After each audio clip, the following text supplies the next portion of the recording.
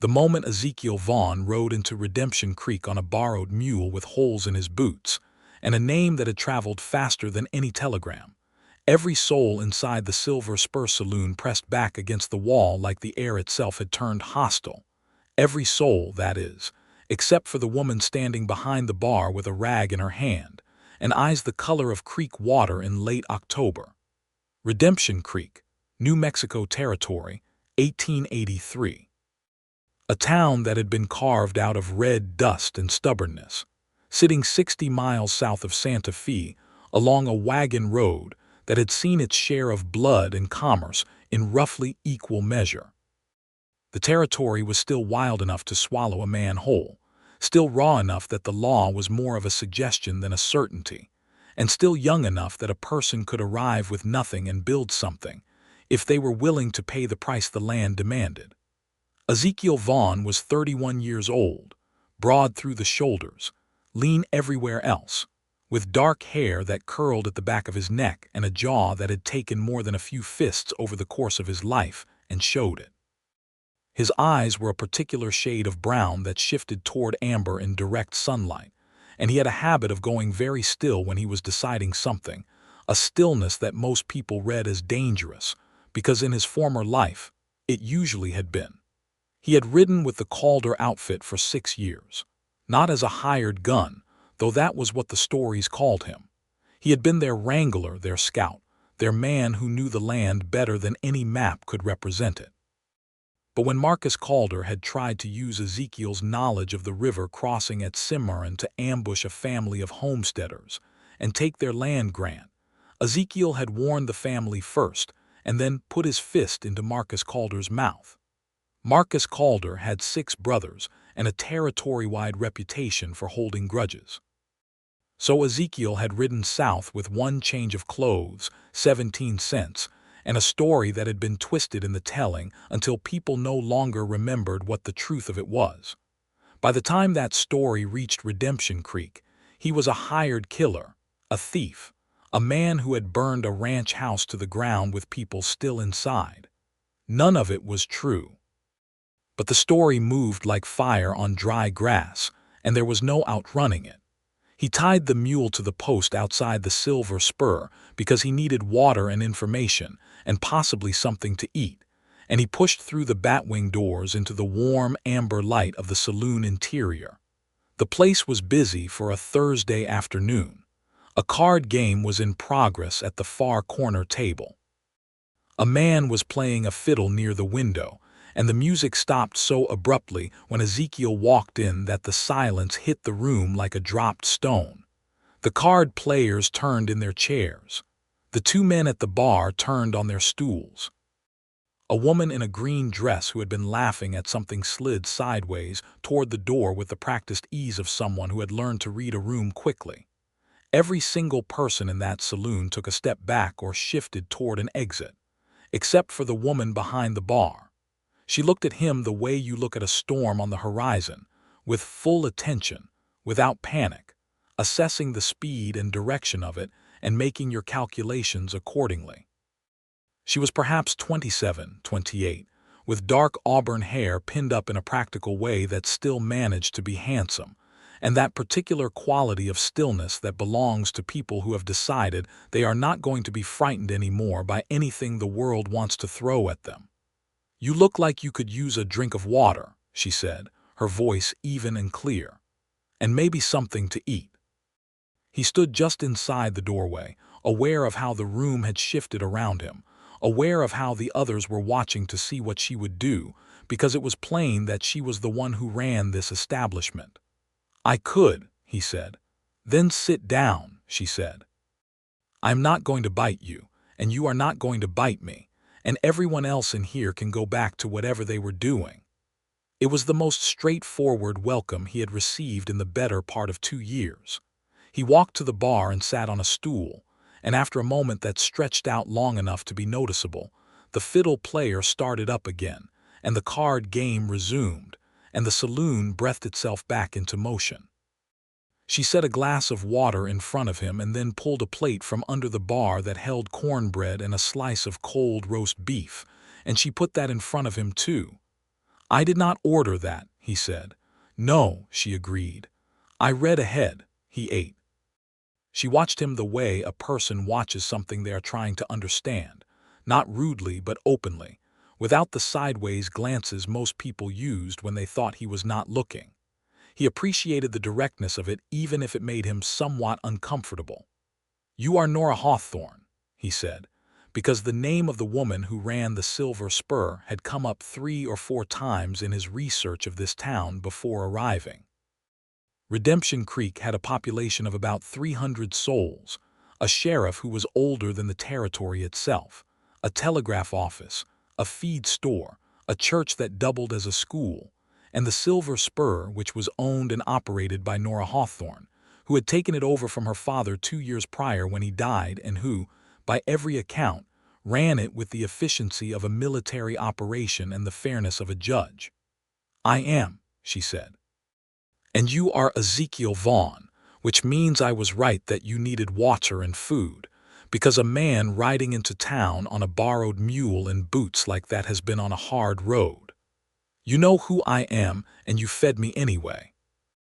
"I know the story that arrived before you," she said carefully. "I do not yet know what is true about it." That distinction hit him somewhere in the chest. Most people heard the story and made their decision. She had heard the story and suspended hers. "The part about the Calder outfit is true," he said. "The rest is not." "All right," she said simply. "That is all right. You ate the food, you did not cause a problem coming in, and you said thank you for the water, which not everyone does. I will take the rest as it comes." She refilled his water glass. "Are you looking for work or are you just passing through?" He had intended to pass through. He had been passing through one place after another for 8 months, always a town or two ahead of the Calder name and always a town or two behind any chance at a real life.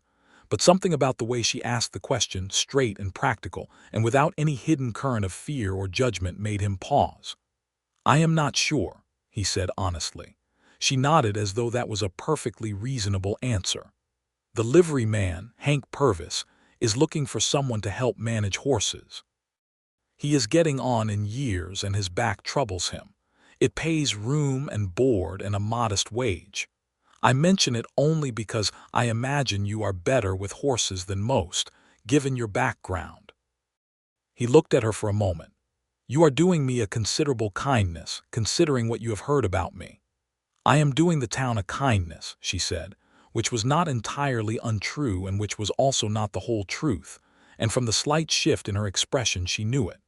He found Hank Purvis at the livery that afternoon, a weathered man in his late 60s who moved like his spine was made of poorly connected fence posts, and he had a job before sundown. A small room above the livery stable, a wage of $8 a month and meals at the cookhouse on the far end of town. He did not go back to the Silver Spur that evening, though he thought about it. He went back the following evening because it turned out he needed information about the creek trail north of town, and the Silver Spur was the gathering place where information lived. Nora Hawthorne was behind the bar again, and she looked up when he came in with the same direct gaze she had used the day before, and nodded as though she had expected him. "North Trail," he said, sitting down. "Is it passable after rain? You get 6 inches or more, the lower crossing floods. Less than that and you are fine if you know where the soft ground starts." She set a cup of coffee in front of him without being asked. "The cottonwood with the split trunk marks the safe edge. Stay north of it. You know the trails." "I know everything about this country within 40 miles, she said. "My father mapped it. I memorized his maps." A pause. "I have been out on most of them myself." He wanted to ask her why, but he did not yet have the standing to ask that kind of question. So instead he drank his coffee and listened to the room, and she moved down the bar to help other customers. And twice she came back to his end and they talked about small things. The price of feed grain, the possibility of a dry autumn, whether the new territorial marshal was likely to be better or worse than the previous one who had died of a fever in July. It was the most he had talked to another person in months that was not about work or danger. Over the following weeks, Ezekiel settled into Redemption Creek the way a stone settles into a riverbed, not suddenly, but gradually, finding the particular place where the current stopped pushing at him so hard. He worked at the livery from sunup to the middle of the afternoon, tending horses with a patience and competence that earned Hank Purvis's quiet approval. He learned the names of the townspeople, and they learned slowly, with the natural wariness of a community that had been burned before, that the story about him was more mythology than truth.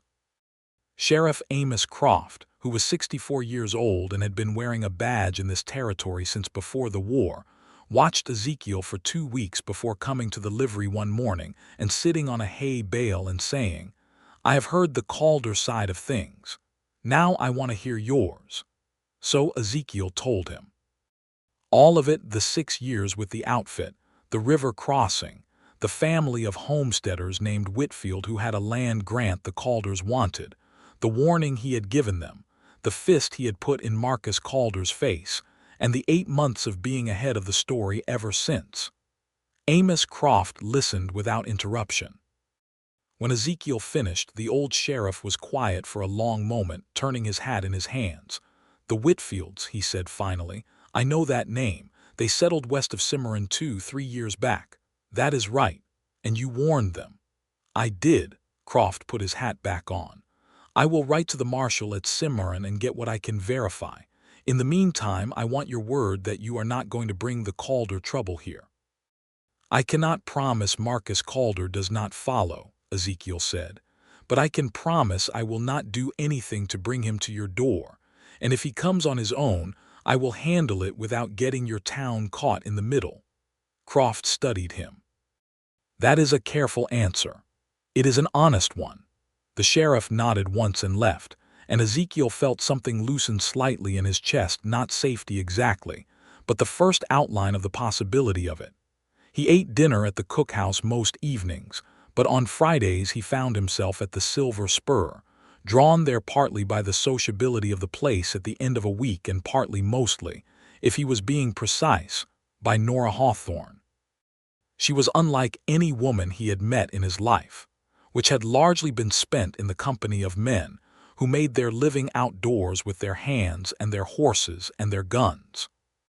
She was educated. Her father had been a surveyor and a reader, and had passed both qualities to his daughter in abundance. She quoted things sometimes, poems or bits of philosophy, worked casually into conversation the way other people mentioned the weather. She had opinions about territorial politics and water rights and the railroad expansion, and she was not shy about expressing them. She had also, he learned piece by piece over those early weeks, been married once. A man named Thomas Hawthorne, a merchant who had come to the territory from Ohio in 1878. He had died of a fever in the summer of 1880, leaving her with the saloon, which her father had owned and which Thomas had managed, and she had been running it since. She had been 24 when Thomas died. She had not remarried, which was a subject of ongoing community interest in Redemption Creek, a fact she seemed mostly amused by. People cannot understand why a widow woman in her 20s would choose to run a business rather than find another husband, she told him one evening in late September, when the saloon had quieted and they were the last ones talking. "As though the two are mutually exclusive. Maybe they think you cannot do both," he said. "I have yet to meet a man who made either prospect look easy enough to pursue it with great enthusiasm," she said, and then glanced at him with a slight shift at the corner of her mouth that was almost a smile. "Present company remains to be evaluated." He felt the warmth of that land somewhere around his sternum. October arrived with a blue cold that came down from the mountains at night and was gone by mid-morning, and Ezekiel had been in Redemption Creek for 6 weeks. He had gotten a second change of clothes, decent boots, and had begun setting aside a small amount from each week's wages. He had fixed the fence at the north end of Hank's livery property and repaired the gate at the feed store as a favor to its owner, Clarence Webb, who had a bad leg from a war wound.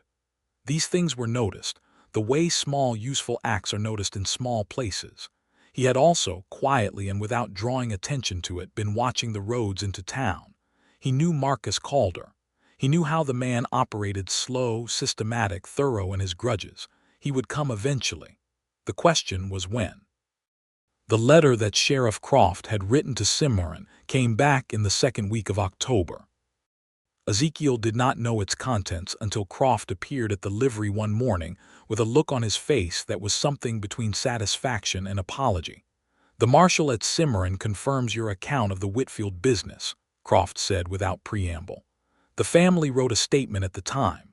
Said a man from the Calder outfit warned them of the ambush. Description matches you well enough." Ezekiel exhaled something he had been holding for a long time. "Does not erase the story that has been circulating," Croft added, "but it gives me grounds to set the record straight with anyone who asks officially. And Marcus Calder has got a warrant in Cimarron for that attack on the Whitfields, though nobody has collected on it yet." "He has money," Ezekiel said. "Money has a way of making warrants slow." "It does," Croft agreed, "but it does not make them disappear entirely. Not in this territory, not anymore." He paused. "You done good, son, staying clean, working, not causing trouble. I want you to know that counts for something with me." That evening, Ezekiel told Nora. He was not sure why exactly, except that she had been the first person to give him the benefit of the doubt, and she deserved to know the outcome.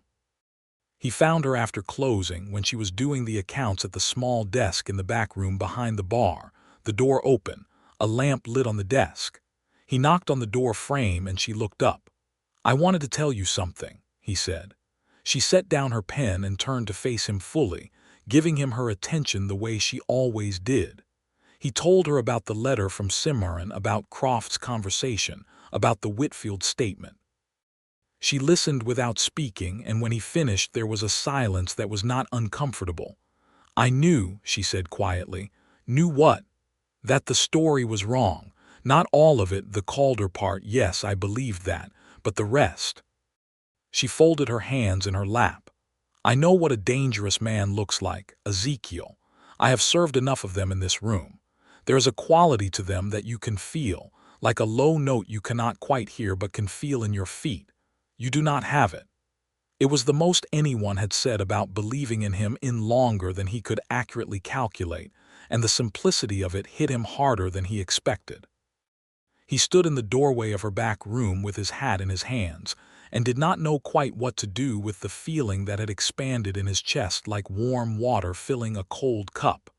"Thank you," he said, "for the first day, the water and the food and the job direction. And for this." She looked at him for a moment and then said, "You are welcome, Ezekiel. Now go home and get some sleep. You look like a man who has not been sleeping." He had not been sleeping particularly well. He slept better that night. November came in hard, with an early cold snap that frosted the ground and kept people closer to their fires. Ezekiel had by now established himself well enough that people greeted him in the street, invited him to the community social at the church hall, consulted him on horse matters with the easy confidence that comes from watching someone work with competence over a period of months. He was not fully accepted. That takes longer in small places, but he was no longer regarded as a threat. He and Nora had settled into a friendship that was honest and comfortable, and on his part at least, something considerably more than comfortable. He was careful with it. He was aware that he was a man with empty pockets and a complicated history in a town where she was established and respected, and he had no intention of offering her anything he could not back up. So he kept his feelings folded carefully inside him, and he spent time with her in the way that was available, talking at the bar after closing, walking out to look at the horses together on Sunday mornings when the livery was quiet, reading from the same book sometimes when she brought one to the cookhouse table on the evenings he was there for supper. She had a library. Not a large one, perhaps 40 books, but carefully chosen, stacked on shelves in the back room of the saloon. He discovered this one evening in early November when he came to help her fix a broken shelf bracket. He had gotten useful with tools over the past months, something she had noticed and sometimes made use of. He stood in the doorway of the back room and looked at the shelves and felt something almost reverent. "You have read all of these?" he asked. "Most of them twice," she said, handing him the bracket.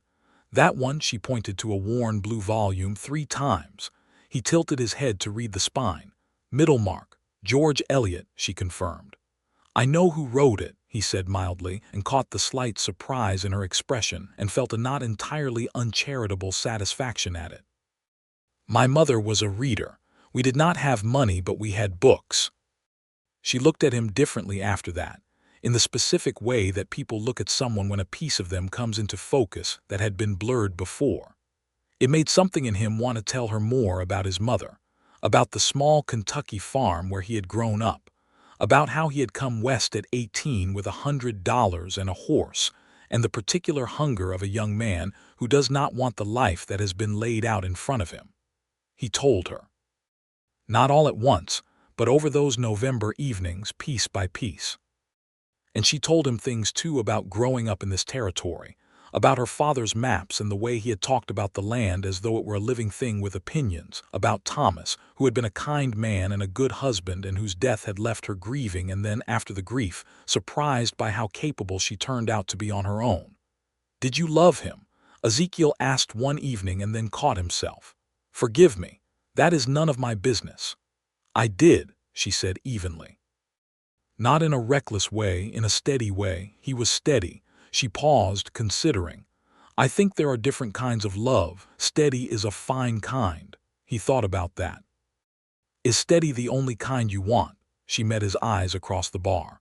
I am not certain I would know what to do with a different kind, she said quietly, and then with more care, but I find myself becoming curious. He left it there. He was not ready yet to say what he wanted to say, and she was not asking him to say it. But something had shifted between them like a door swung slightly open, and both of them knew it. The Calder trouble arrived in December, which was earlier than Ezekiel had expected. It came in the form of 2 men he recognized, not Calder brothers, but men who had ridden with the outfit, a man called Denny Farr and a younger one named Sal whose last name Ezekiel had never known. They rode into Redemption Creek on a Monday morning, asking at the feed store and the general store about him. By noon, Ezekiel had been told twice by concerned townspeople that 2 strangers were looking for him. He went across first. The sheriff listened, then checked the description against his knowledge of wanted men in the territory. Denny Farr, it turned out, was not a wanted man, not officially, not in New Mexico territory. He was simply a man with a message. What kind of message? Croft asked. The kind Marcus Calder sends before he comes himself, Ezekiel said, to see if I am here, to measure whether the ground is favorable. And is it favorable? Ezekiel thought about this. For Calder, no, not if the town knows what is coming. Then let the town know, Croft said simply. A man who declares his trouble is easier to defend than one who hides it. So Ezekiel did something he had been avoiding for 8 months. He stopped hiding. He went to the Silver Spur that evening before it opened, and he told Nora everything. The full version, including the warrant and what he believed Calder's intentions were. She listened with her hands flat on the bar and her eyes steady on his face. What does he want? She asked when he finished. Publicly, he wants to discredit me further, to make sure the story follows me wherever I go, to make it impossible for me to settle. Privately, he paused. Marcus Calder does not like being embarrassed. I embarrassed him in front of his men when I put him down and warned those homesteaders. A man like that carries that. So this is about pride. Most violence is, he said. She was quiet for a moment. What will you do? I will meet them, Farr and his friend. I will hear what they say. And I will make clear that whatever Calder is planning, this town is not the place for it. And if they do not listen, then Amos Croft has a badge and I have a past that includes knowing every trick in the Calder playbook, he said. And the Whitfield statement is in the records at Cimarron. She nodded slowly. Then she said, I want you to know something. Whatever happens with this, whoever comes and whatever they say, I am not going to change my read of you. I made that decision when you sat down at my bar 5 months ago, and I have not had reason to revise it. He looked at her for a long moment. Nora. Do not make it something large, she said, with that small shift at the corner of her mouth. I am simply stating a fact. He met Denny Farr at the livery the next morning. with Croft present, leaning against the fence post in a casual way that nevertheless communicated very clearly that he was the law and he was listening. Farr was a compact, weathered man in his 40s who had the permanent squint of someone who has spent too much time in open country. He looked at Ezekiel the way you look at a problem you have been sent to assess. "Marcus wants you gone," Farr said without preamble. "Marcus wants many things," Ezekiel said. "He does not always get them. He wants you out of the territory. He does not own the territory." Farr shifted his weight. His eyes moved to Croft and back. "Marcus will come himself if you do not go." "Then he can come," Ezekiel said. "And when he does, he can explain to the Cimarron marshal why there is an outstanding warrant on him for the attack on the Whitfield property. I will be here. I will be easy to find." Farr was quiet. He had the look of a man recalculating. "Tell Marcus," Ezekiel said, "that I am done running. If he wants to settle this, he can come do it in front of a badge and on record. Otherwise, he can go back to Cimarron and find someone else to nurse his pride." Farr and his companion left before noon. Croft shook his head slowly. "You either just ended it or lit a fuse," the sheriff said. "I know," Ezekiel said, "but I am tired of being run out of places. This is the first one I have wanted to stay." Croft gave him a considering look. "The Silver Spur have anything to do with that?" Ezekiel did not answer. Croft chuckled softly and walked away. Christmas in Redemption Creek was a modest affair, a church service, a community dinner in the hall, some trading of small gifts between neighbors.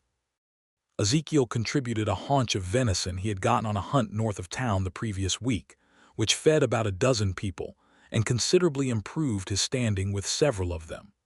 Nora brought 2 pies, apple and dried apricot, and sat beside him at the long table in the church hall, which was also noticed, in the particular way that things are noticed in small places when people are watching to see if something is happening. Something was happening. They both knew it now. It moved between them in the way heat moves from a stove, not visible but undeniable, the kind of warmth that makes you lean toward it without meaning to. On Christmas evening after the dinner, they walked back together through the cold blue night to the Silver Spur, where she had a small gathering for the remaining townspeople who wanted to celebrate into the evening. The stars were enormous above them, the way they are in high desert country in winter, so close and sharp they looked made of ice. "I want to tell you something," he said as they walked. His breath made small clouds in the cold air. She waited. "I came to this town with the idea of passing through," he said. "I had been passing through places for most of a year, and I had gotten used to the feeling of not being anywhere. And then I sat down at your bar and you were so completely yourself, so clear and direct and unafraid, and something in me stopped for the first time in a long time." He paused. "I have been thinking about you since the first day, Nora, not in a simple way, in the way that changes the shape of your thinking about everything else." She walked a few steps without speaking and he let her. "I am aware," she said finally, "that I have been thinking about you in a not entirely dissimilar way." He stopped walking. She stopped too, half a step ahead, and turned to look at him. "I am not a man with resources," he said. "I have a modest wage and a room above a livery stable, and a name that most people in this territory have heard badly. I do not want to offer you a speech without being clear about those facts." "I know your facts," she said. "I know you do. I am just being clear."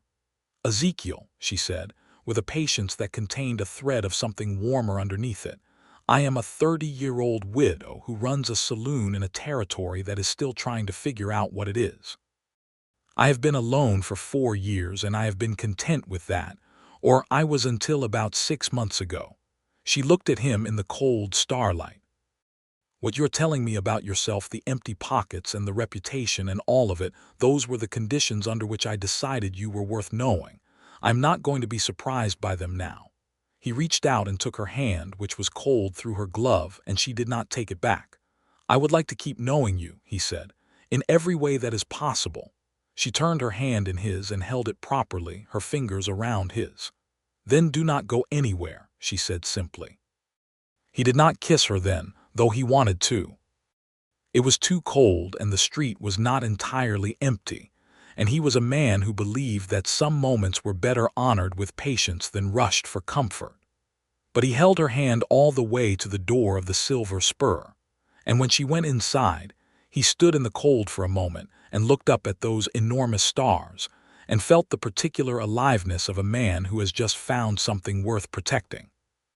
January brought the cold down hard, a deep cold that cracked wood and froze the water troughs overnight and kept most of the town indoors as much as possible. Ezekiel worked at the livery with extra care, making sure the horses were warm and watered and fed, and in the evenings he was at the Silver Spur with increasing regularity, which by now nobody thought remarkable. They were courting. The town had decided this, though they had not announced it, and the town was right. They would sit together at the bar after closing, or at the small table in the back room when she did accounts, and they talked the way people talk when they are discovering each other with intent, not making small conversation, but building something, laying word after word down like stones in a careful foundation. He told her about Kentucky, about his mother who read Keats by firelight and his father who was a good man but tired, always tired, worn down by the relentless mathematics of survival on a small farm. He told her about riding west at 18 and the specific freedom of open country, and how that freedom had eventually led him to the Calder outfit and 6 years of work that had felt solid until it turned rotten at the center. She told him about her mother, who had died when Nora was 12, a fact that had shaped everything after, had given her a practical self-sufficiency that sometimes read to people as coldness, but was actually something closer to careful, learned self-reliance. She told him about Thomas, not to make him understand a competition, but to give him the full picture of who she was, and he listened to all of it and asked questions and did not flinch at any of it. On a night in mid-January, after the saloon had closed and they were the only 2 people in the building, he kissed her. It was not a complicated kiss. It was a simple and deliberate one. He had thought about it carefully beforehand, the way he thought about careful things, and she received it in the same spirit, present, clear, certain. When they separated, she looked at him with an expression that was open and slightly unguarded in a way he had not quite seen before, and he thought that expression was one of the most significant things he had ever witnessed, because it was Nora Hawthorne who was composed and clear and practical about everything, choosing, in that moment, to be none of those things. "Well," she said after a moment. "Well," he agreed. And that was the beginning of it being something definite. Marcus Calder arrived in February, which was later than Ezekiel had expected and earlier than he had hoped. He came not with his brothers but with 2 men, hired men, by the look of them, men who had the specific posture of people paid to stand near trouble. He came in the morning, straight to the livery, which told Ezekiel he had done his intelligence work on where to find him. Marcus Calder was 40, broad and heavy, with the red-faced certainty of a man who had been able to use money and size to make most of his problems go away. He stood in the doorway of the livery with his 2 men behind him and looked at Ezekiel shoveling out a stall. "You said you would be easy to find," Calder said. Ezekiel set the shovel against the wall. "I said exactly that." Calder's eyes moved around the livery, at the horses, at the clean-kept stalls, at the general evidence of a man who had settled into a place. "You built yourself a little life." "I did," Ezekiel said. "I can take it apart." "You can try," Ezekiel said, "but you should know a few things before you do. Sheriff Croft has a copy of the Whitfield statement. The territorial marshal at Santa Fe has been notified of the warrant for your arrest in Cimarron. And this town knows exactly what happened, the real version, not the story you sent ahead of me." He watched Calder's face go through several adjustments. "So if you have come to embarrass me, you will find that the ground has already been prepared against it. And if you have come to do something more physical, I suggest you consider the legal situation very carefully before you do." Calder was quiet for a long moment. His hired men shifted slightly but said nothing. "You cost me a river crossing," Calder said finally, and underneath the anger in his voice was something older, a specific kind of resentment that only grows in men who are not used to being told no. You cost me that land and you put your hands on me in front of my men. I stopped you from driving a family off their legal property, Ezekiel said. And I put my hands on you because you took a swing first, which is also in the Whitfield statement. Amos Croft appeared at the livery door then, not dramatically, just walking up the way he walked everywhere, as though he had all the time in the world and was not particularly concerned about what he found. But his hand was near his sidearm in the easy, unconscious way of a man who has done this many times before.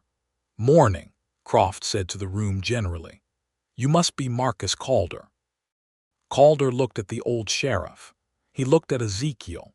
He looked at his two hired men, whose enthusiasm for the situation had visibly decreased at the arrival of a badge. "I am just paying a visit," Calder said, with the careful shift of a man changing his position in a negotiation. "Good," Croft said. "Then I am sure you will have no objection to stopping by my office to answer a few questions about the situation in Cimarron. Just routine, you understand." It was, of course, not routine. It was Croft drawing a very clear line in the dirt. Calder read it accurately. He left that afternoon. Not dramatically. No scene, no threats, no moment of confrontation that the story would later inflate. He simply got on his horse and rode out of Redemption Creek with his two hired men, and whatever calculation he had come to make about whether this fight was worth the legal exposure it now carried, he had clearly landed on the side of retreat. Ezekiel watched him go from the livery doorway. Croft came to stand beside him. "He might come back," the sheriff said. "He might," Ezekiel agreed. "But he might not if he is smart. The warrant will get collected eventually. Cimarron is not going to let that sit forever." "No," Ezekiel agreed. Croft looked at him sidelong. "You did it the right way, all of it. Fighting a story with documents and daylight instead of pistols." A pause. "I am glad you stayed." "So am I," Ezekiel said. He told Nora that evening. She listened with her hands around a coffee cup, seated at the bar. The saloon was empty for once. It was a slow Tuesday evening, and when he finished, she set the cup down and let out a long breath. "So it is done," she said. "Mostly. There are still people who will have heard the original story and never hear the correction. That will follow me to some degree." He was honest about this. "I cannot promise you that my name is entirely clean, Nora. I can only tell you what is true and what is not." "I know what is true and what is not," she said. "I have known for months." He reached across the bar and she put her hand in his. "I want to ask you something," he said. She looked at him. "I have $8 a month and a room above a livery and a horse that is technically still borrowed," he said. "And I am aware that none of that is much to offer a woman who owns a business and has managed very well without me. But I am also a man who intends to build something, and I would like to build it here, and I would very much like to build it with you." He held her gaze. "I am asking you to marry me, Nora. Not because you need anything I have, because clearly you do not. But because I think we are better at everything together than we are apart, and I have not stopped thinking about you since I walked through your door, and I intend to spend the rest of my life proving that the choice is a sound one." She looked at him for a long moment. Her eyes were bright. "That," she said quietly, "is a very honest proposal. It is the only kind I know how to make." She stood up from the bar stool and came around the bar and stood in front of him, and she put her hand against his face in a gesture that was so simply tender he felt it all the way to the back of his throat. "Yes," she said. "Obviously yes, Ezekiel." He kissed her, and it was not as quiet a kiss as the first one had been. They married in March, in the church on the main street of Redemption Creek, on a cold, bright morning when the mountains to the north were still white with winter, and the sky above was a particular vivid blue that only exists in high desert in early spring. Nora wore a dress she had made herself from deep green fabric ordered from Santa Fe, not the white of a girl's first wedding, but something that suited exactly who she was, which was a woman who had already done this once and was choosing to do it again with full deliberateness. She carried a small bunch of dried late-summer flowers she had saved specifically for this day, lavender and late roses, because there was nothing fresh available in March in this country, and she preferred the truth of what was available to the pretense of what was not. Ezekiel wore his best clothes, which were not remarkable but were clean and pressed, and he had gotten a proper haircut, which Nora had mentioned with a particular directness 3 days before the wedding that he had appreciated as much as he had taken as instruction. Amos Croft stood up for Ezekiel, which was a gesture that meant more than ceremony, and Nora's closest friend, a woman named Cecilia Pryor who ran the millinery shop 2 doors down from the saloon, stood up for Nora. Hank Purvis sat in the front pew and cried quietly throughout the whole service, which he would have been mortified to admit if anyone had directly mentioned it. The preacher, Reverend Abrams, read from 1 Corinthians in the particular way of men who have performed this ceremony enough times to know which words land and which ones float past, and Ezekiel held Nora's hands in his and looked at her face and thought, "I walked into this territory with nothing and found everything inside of 8 months. And the specific geography of that fact moved through him like something he would carry the rest of his life." Nora looked back at him with that particular quality of directness she had used on him since the first day, and underneath it now was a warmth that she no longer kept carefully banked, and he loved her for all of it. The directness and the warmth and the way she held books, and the way she knew every trail within 40 miles, and the way she had looked at him when he walked into her bar, and not moved an inch. After the ceremony there was a dinner at the church hall. Most of the town came, because a wedding in a small place is a communal event, and this one in particular had been anticipated with a certain satisfaction by people who had watched the whole thing develop from the first evening. And there was dancing and too much pie and a good deal of noise, and Ezekiel danced with his wife, who was a better dancer than he had expected, and who told him so with the particular economy of words she used when she was pleased about something. They spent their first night as husband and wife in the rooms above the Silver Spur, which were larger and more comfortable than the room above the livery. And in the weeks following, Ezekiel moved his modest belongings there, and they began the particular adjustment of learning to share a life with another person, which is always stranger and more delightful than anyone describes it. He was still working at the livery. Hank Purvis needed him, and the work suited him.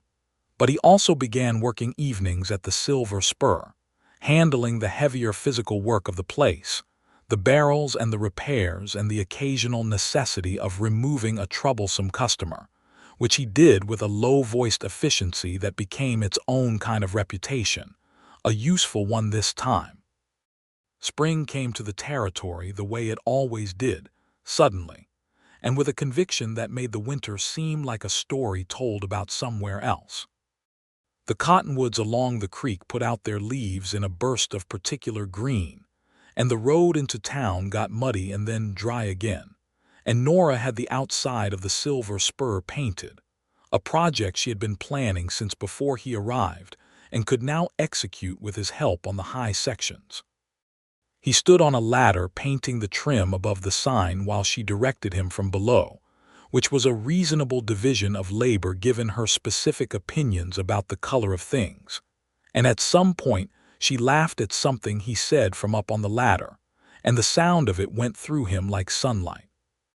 By summer they were settled into each other the way 2 rivers settle into each other when they meet, not losing their individual courses exactly, but moving together, informing each other, creating something that was the combination of both. She kept the accounts and made every business decision, and he deferred to her judgment on those things completely, and without any of the complicated feelings some men brought to the idea of a wife who was more competent than them in a given area. He understood that this was her business, her knowledge, her domain, and he was there to support it in her, not to redirect it. She, in turn, relied on his knowledge of the land and the animals and the physical demands of the place with a trust that was specific and earned, and she asked his opinion on things that fell into his domain with the same ease that she offered her own expertise. It was a partnership in the truest sense of that word, two adults who respected each other and had chosen each other with their eyes open. In July, Nora told him she was expecting a child.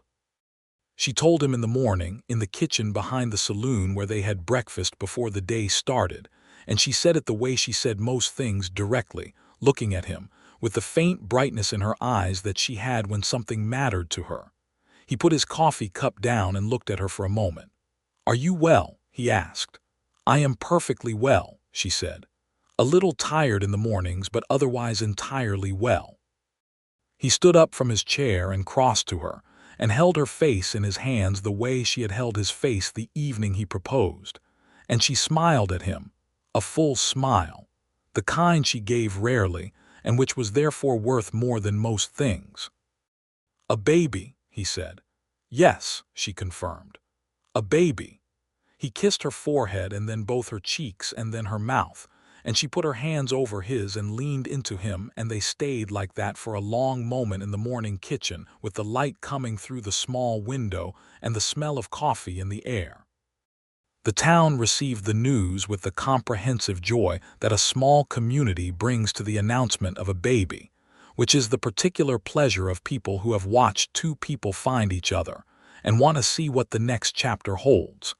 Cecilia Pryor began on a quilt within days of hearing. Hank Purvis appeared at the door of the Silver Spur with a carved wooden horse he had made, "just to have it ready," he said gruffly, and Nora thanked him with such genuine warmth that he turned pink to the ears and retreated with great dignity. Autumn arrived and Nora's middle expanded, and she continued running the Silver Spur with the same efficiency she always had, swatting away suggestions from various well-meaning townspeople that she ought to be resting more with a patience that barely concealed her amusement.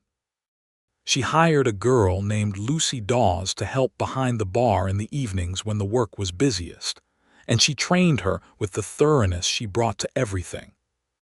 Ezekiel watched all of this with a love so steady and complete it sometimes astonished him, not because it was surprising that he loved her, but because the particular quality of it, the way it was both warm and solid, like a well-built wall still holding heat from the afternoon sun, was something he had not known was possible, and that he now could not imagine being without. He also, in this period, finally resolved the matter of the borrowed mule. The animal had belonged to a man named Garrett in a town 40 miles to the west, and Ezekiel wrote him a letter explaining the situation and enclosing payment for the use of the mule, and offering to return the animal or purchase him outright. Garrett, who by now had replaced the mule and had not expected to hear from the man who had borrowed him at all, wrote back accepting the payment and saying the mule was Ezekiel's to keep. The mule's name, it turned out, was Jefferson, and he lived out his days in Hank Purvis's livery in considerable comfort, being particularly popular with the children of Redemption Creek, who discovered that he had an affinity for dried apple slices and would follow anyone who offered them.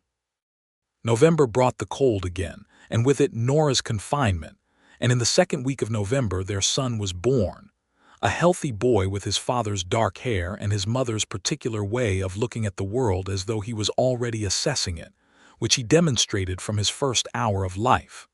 They named him James, after Nora's father, James Hawthorne, who had made those maps and taught his daughter to read the land. James Vaughn. The sound of it in Ezekiel's mouth was something he had to say several times before it felt real. He held his son in the small hours of the night after the birth, when Nora was sleeping and the baby was awake and regarding him with the somewhat skeptical attention of the very newly arrived. And Ezekiel sat in the chair by the window with the baby in his arms and the winter stars outside, and felt the full weight and privilege of his life as it now was. He thought about the man who had ridden into this territory 8 months before he had come to Redemption Creek, the man on the borrowed mule with the holes in his boots and 17 cents, and a story that had been turned against him. He thought about every room he had walked into that had cleared out. He thought about the one room that had not, He thought about Nora, who had looked at him from behind her bar with creekwater eyes and not moved an inch, and had seen something worth feeding, something worth talking to, something worth knowing. He looked down at his son. "She did not clear out," he said softly to the baby, who blinked at him in the lamplight. "That is the most important thing that has ever happened to me." James Vaughn appeared to consider this, and then closed his eyes with the decisive quality of a person who has heard something satisfactory. The years that followed were full in the way that good years are full, not always easy, but rich with the specific texture of a life being actively built. Ezekiel eventually bought a quarter share of the livery from Hank Purvis, who was increasingly unable to manage the physical demands of the work alone. It was a small investment. He saved for 8 months to make it, but it was the first thing he had ever owned, and it meant something that went beyond commerce. The Silver Spur continued to thrive under Nora's management, becoming over time less of a rough frontier saloon and more of a community gathering place. She introduced coffee service in the mornings, which proved enormously popular, and she started keeping a small lending library of books on a shelf near the door, which Reverend Abrams had opinions about but which everyone else appreciated. The territory was changing around them. The railroad was pushing closer. The population was growing.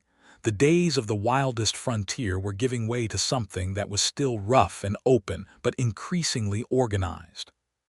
She navigated all of these changes with the same clear-eyed competence she brought to everything.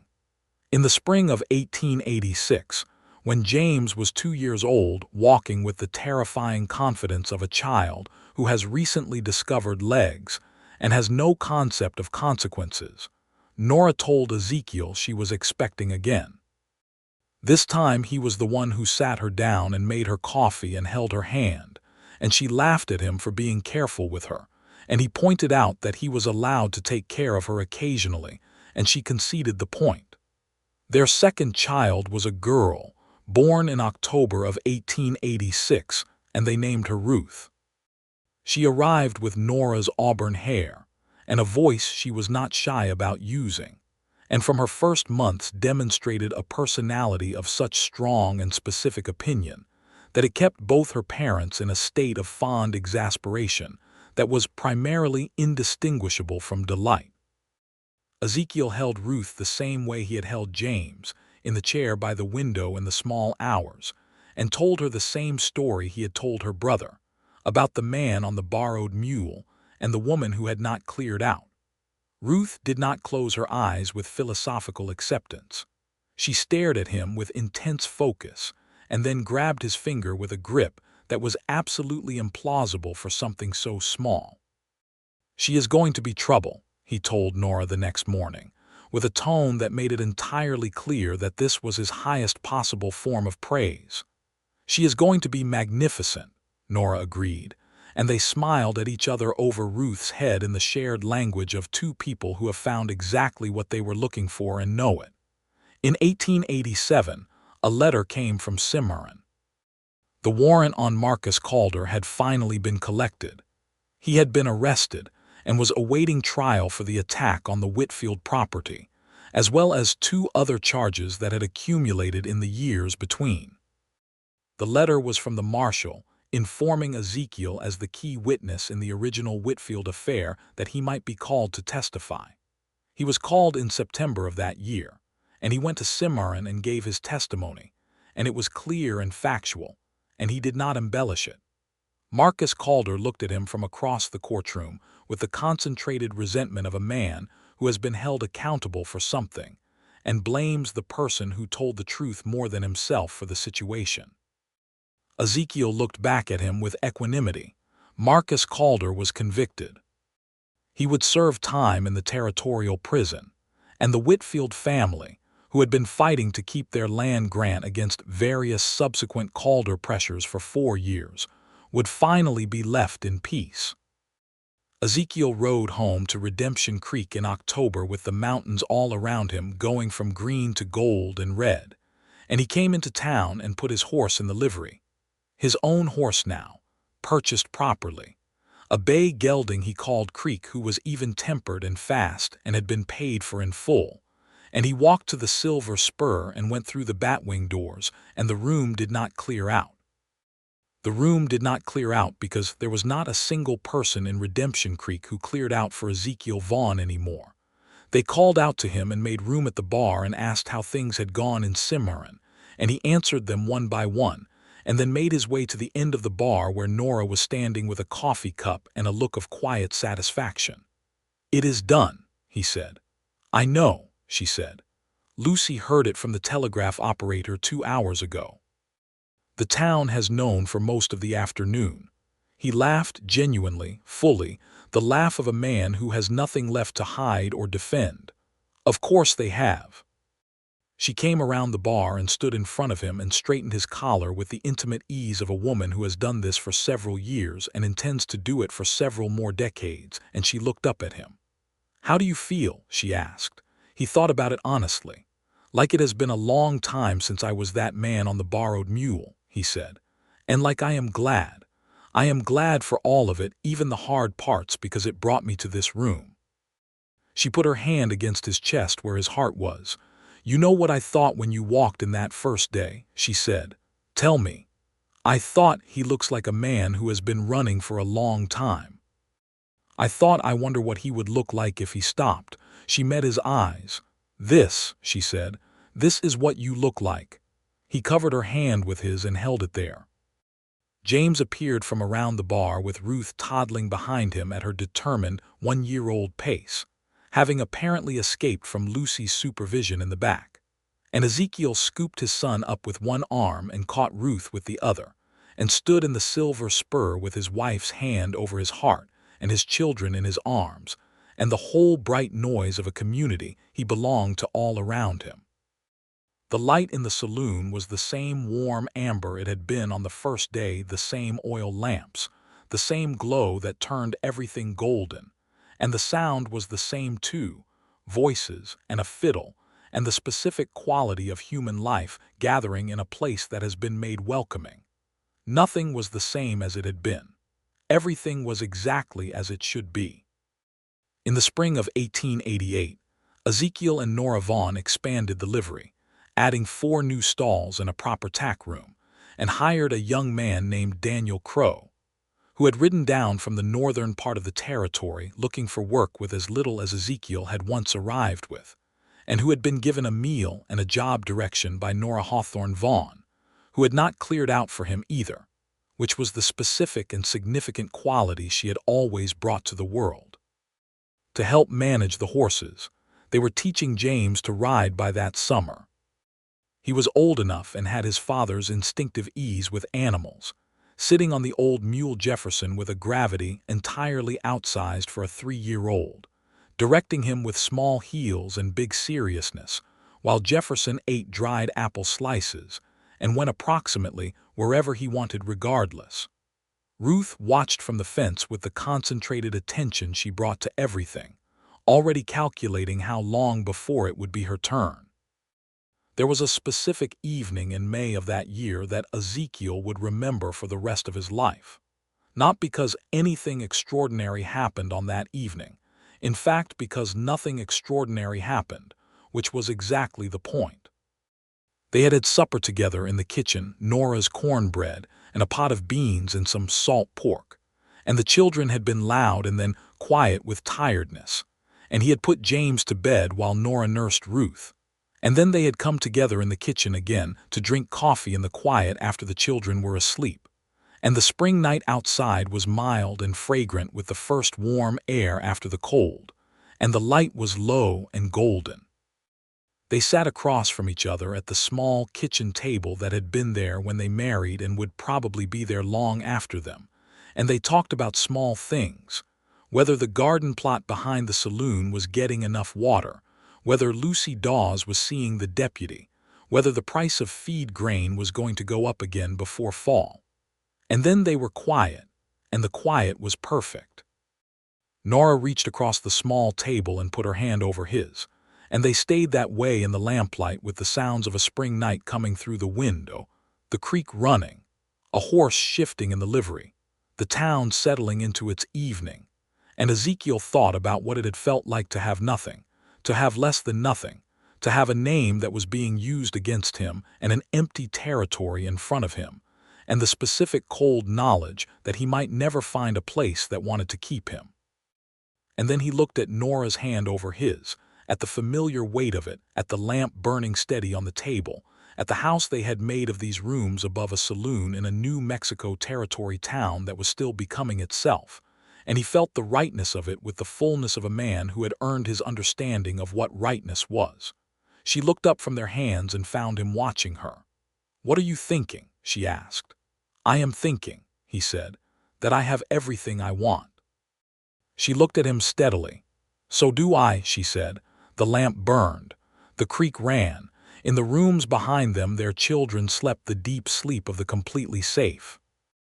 And Ezekiel Vaughn, who had ridden into the New Mexico territory on a borrowed mule with 17 cents, and a name that had cleared every room, sat in his kitchen with his wife's hand over his and was, completely and without reservation, home.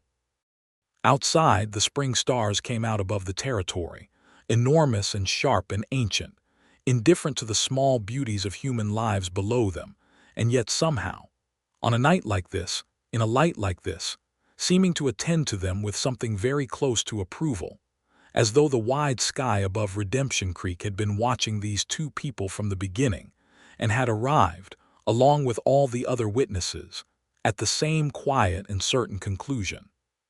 Some people come to the wild places of the world looking for freedom and find only loneliness. Some come looking for fortune and find only dust. But some few, the ones who are willing to be honest about who they are, and to show up for the people who are honest about who they are in return, some few come in through a door that every other person fled and find, against every expectation, exactly where they were always supposed to be. Ezekiel Vaughn had arrived at the Silver Spur with empty pockets and a reputation that preceded him like a cold wind, and the woman behind the bar had not cleared out. That was the whole story. Everything else, the work and the children and the years and the particular quality of a May evening in a kitchen with the lamp burning and 2 coffee cups going cold, all of it was simply what that moment had made possible, and it was, by every measure that mattered, more than enough.